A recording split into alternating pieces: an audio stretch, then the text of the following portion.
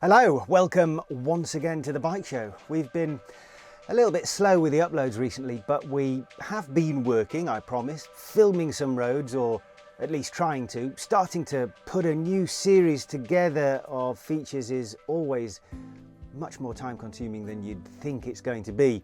We'll start uploading some of these roads soon though, and I promise some amazing Spanish roads are going to be featured that we've come across in our travels around Spain in the last few weeks.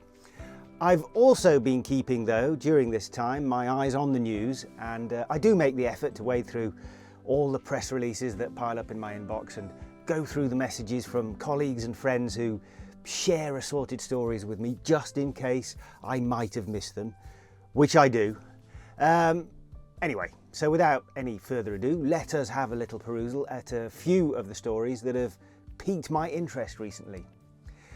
First, the Morbidelli name has been popping up quite regularly because on the one hand, it seems to feature in many stories about last chances and fading glory, while in another way it's being mentioned as a story of revival and new beginnings.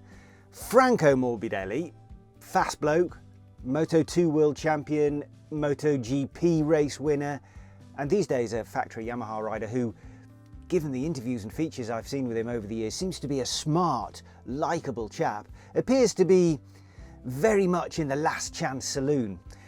After a crash in the 2021 season, he's really struggled, as I'm sure you know, to recover the sort of form that took him to being the MotoGP runner-up behind Juan Mir and ahead of Fabio Quartararo in 2020. It's been a tough watch at times, particularly while his 2021 world champion teammate has been fighting for the title throughout the whole of last year.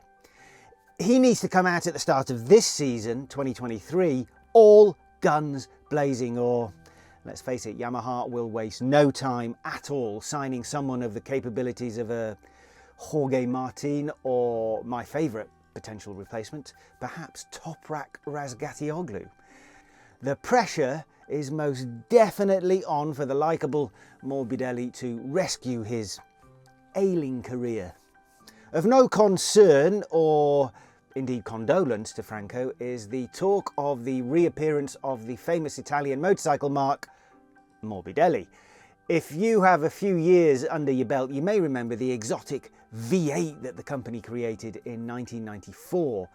8 cylinders, 32 valves, a 90-degree V, 847cc, and hugely expensive to build, and so only 4, I think it was, were ever produced.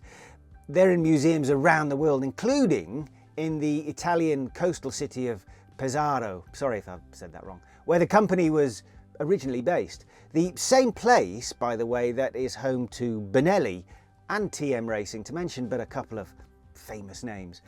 It is actually in Benelli's museum that you'll find one of those Morbidelli V8s. This is another of those niche brands that was born of passion. Giancarlo Morbidelli had a wood machine tooling business after the Second World War, the success of which allowed him to pursue his love of motorcycles, and more specifically of motorcycle racing. He was so successful with the racing that in the Grand Prix season of 1977, his team took both the 125 and 250 World Championships. Not a bad effort from a bloke who was building furniture before the war. Anyway, the V8 was basically the last gasp for the Morbidelli story, until now that is. It seems that it might well be on the verge of making a return, and like Benelli, it will do so as a marketing tool for a Chinese manufacturer. I'm not quite sure how to feel about this. Regular viewers will know I struggle with the influence of the Chinese in the world generally these days, around things like rogue fishing fleets travelling the globe, or an insatiable desire for poached wildlife products, or intellectual property rights, press freedom, individual freedom and access to the internet, women's rights, the oppression of the Uyghurs, Taiwan, lots of things basically. But maybe I should just be grateful that they're hoovering up of these old company names allows these legendary brands to rise from the ashes once again.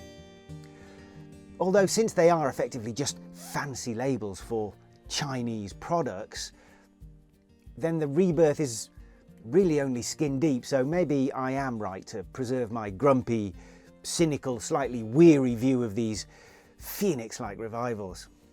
Given the intricate web of interconnectedness that links so many of China's massive motorcycle manufacturers, and the fact that any company in China ultimately owes its existence and allegiance to the Chinese Communist Party, I can't pretend to understand exactly which company will finally control the potential new Morbidelli name, but it seems possible that it will be used as a vehicle to market the products of MBP, an offshoot of the Keyway brand, which itself is part of the QJ mark.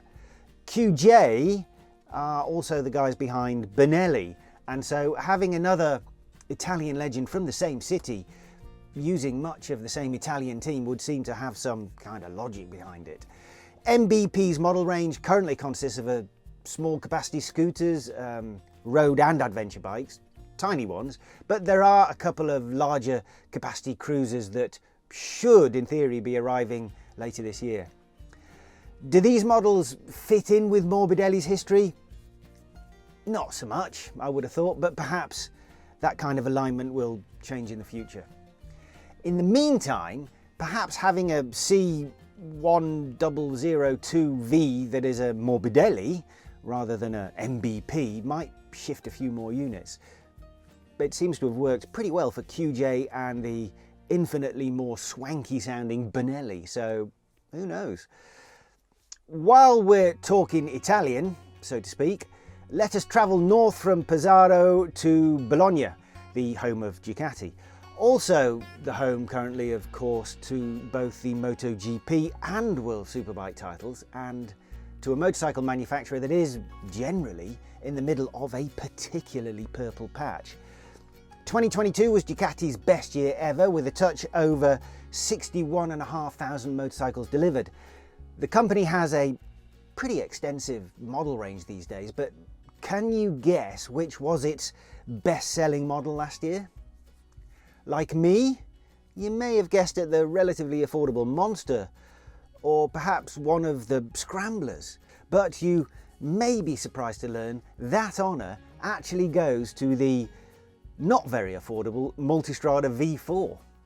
Great bike, no doubt, and I'd love one myself, but this will have to become a much bigger TV show and YouTube channel before that ever happens. Other interesting tidbits from Ducati's successful year include the fact that its biggest market, that over the past few years was America, is now Italy itself, with the USA dropping to second and Germany slotting itself into third. And that's where I'm going to leave it for the moment and head back to editing some more of the bits of spectacular Spanish roads that I want to show you. I'm currently about half an hour northwest of Ronda at the moment, dealing with some unusually rubbish weather, but when it clears up, which it seems to be doing at the moment, I'll be out on the bike again, exploring a region that I believe is stuffed full of extraordinarily lovely motorcycling roads and passes. So perhaps I'll see you in one of those videos very soon.